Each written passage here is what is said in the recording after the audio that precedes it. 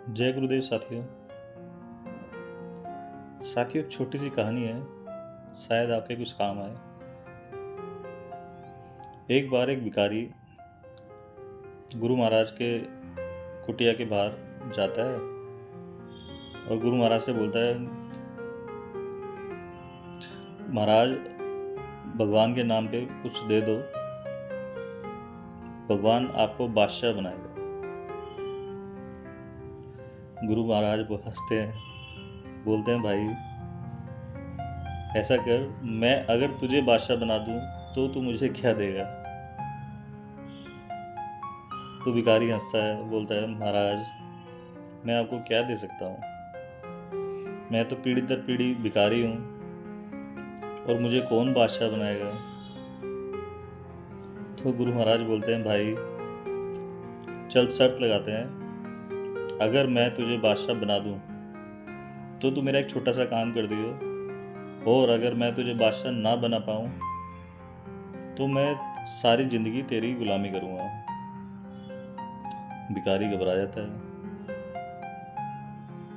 तो बोलता है, लेकिन अगर गुरु महाराज आपको इतना अपने पे भरोसा है तो मैं आपकी बात मानने को तैयार हूँ। तो गुरु महाराज बोलते हैं, भाई ऐसा कर, तेरी जेब में कितने रुपए हैं। भिखारी ढूंढता है अपनी जेब में, सारी जेब वो तलाशी लेता है तो देखता है उसकी जेब में 100 रुपये निकलते हैं। अब वो गुरु महाराज बोलते हैं, ऐसा कर, इन 100 रुपये से जा और साथ में ही मिठाई की दुकान है, वहाँ से जलेबी ले और वहीं खड़ा होकर बांट दे उनको, सारी की सारी जलेबियाँ बांट दे, और फिर देख तेरी ज़िंदगी में क्या बदलाव आते हैं। अब भिखारी सोच में तो पड़ जाता है, लेकिन अब उसने गुरु महाराज की बात मानने की बात कही थी, तो वो जाता है हलवाई की दुकान पे और जाके वहाँ पर जलेबी लेता है और 100 की 100 रुपये की जलेबी वहीं खड़ा होकर बांट देता है। कुछ दिन बीतते हैं। कुछ दिन बीतने के बाद भिखारी भागा भागा गुरु महाराज के पास पहुंचता है और गुरु महाराज से बोलता है, गुरु महाराज आपने तो कमाल कर दिया। बोलते, क्या हुआ। बोलता, गुरु महाराज मेरी लॉटरी लगी है 10 लाख रुपए की। बोलता है, भाई ये तो बहुत अच्छी खुशी की खबर है, खुशखबरी है, लेकिन एक बात तो बता, ये लॉटरी तेरे पास आई कहाँ से, तूने खरीदी थी। वो भिखारी बोलता है, नहीं गुरु महाराज, मैं तो भीख मांग रहा था, मेरे को एक आदमी ने ये लॉटरी दी थी और बोला था जा ऐश कर। गुरु महाराज हंसते हैं, बोलते हैं, भाई ये लॉटरी तेरे हक की नहीं है, क्योंकि तूने इसको खरीदा नहीं था। ये लॉटरी उसी शख्स के हक की है जिसने तेरे को दी थी। ऐसा कर, ये लॉटरी जाके उसको वापसी दिया, क्योंकि ये तेरी किस्मत की नहीं है, ये उसी के हक की लॉटरी है।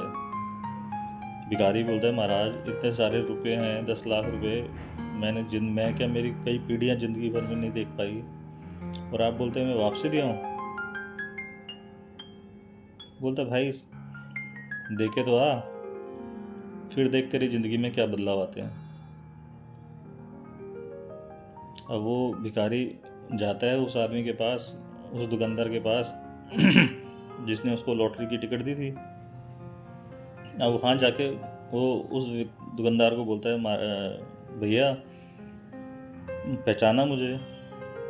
बोले, नहीं। बोले, भैया ऐसे ऐसे कुछ दिनों पहले आपने मुझे एक लॉटरी की टिकट दी थी और कहा था जाओ खुश रहे। बोला, हाँ हाँ याद आ गया। तो बोलता है, भाई भैया ये लॉटरी की टिकट लग गई है, लेकिन मैं इसको आपको वापसी देने आया हूँ। तो दुकानदार घबरा जाता है बोलता है, ऐसे कैसे हो सकता है। तो वो चेक करता है कि वो लॉटरी की टिकट सच में लगी हुई है, और बोलता है, भाई भिखारी को बोलता है, भाई तू 10 लाख रुपए की टिकट वापस देने आया है। तो वो बोलता है, हाँ मेरे गुरु महाराज ने मुझे बोला है कि ये तेरे हक की कमाई नहीं है, इसको जाके उसी को दे के आ जिसकी हक की कमाई है।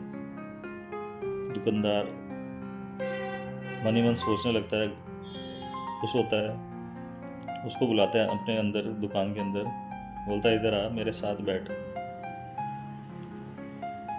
वो बोलता है भाई ये मेरे अकेले के हक की नहीं, ये तेरे भी हक की कमाई है, इसमें आधा हिस्सा तेरा है। भिखारी खुश होता है। भिखारी खुश होता है तो वो दुकानदार बोलता है कि भाई ऐसा कर, हम इन पैसों से एक नया व्यापार शुरू करते हैं, आधे आधे में, जितना उसमें जो भी कमाई होगी वो सारी हमारी आधी आधी होगी। भिखारी बोलता है महाराज भगवान क्या कहते हैं भाई, मैंने तो आज तक कभी ज़िंदगी में कोई काम नहीं किया, मैं तो सदा ज़िंदगी भर भीख मांग मांग के खाता है, मुझे तो कोई काम आता ही नहीं। दुकानदार बोलता है उसकी बात तो छोड़, काम तुझे मैं सिखा दूंगा, बस तुझे बैठना है, बाकी काम मैं संभाल लूँगा। भिखारी बोलता है ठीक है भाई। अब वो एक नया काम शुरू करते हैं। उस व्यापार में उनको कुछ ही दिनों में काफ़ी फ़ायदा होने लगता है, काफ़ी फ़ायदा। जब उनको लगता है तो वो दुकानदार एक दिन उस भिखारी को बोलता है भाई ऐसा कर, हमारे व्यापार में बहुत अच्छा मुनाफा हो रहा है, तो तू जा अपने गुरु महाराज के पास और उनको बोल गुरु महाराज मैं अब आपकी बात मानने को तैयार हूँ, आपने जो मुझसे कहा था कि एक छोटी सी मेरी बात मान लेना, मैं उसके लिए तैयार हूँ।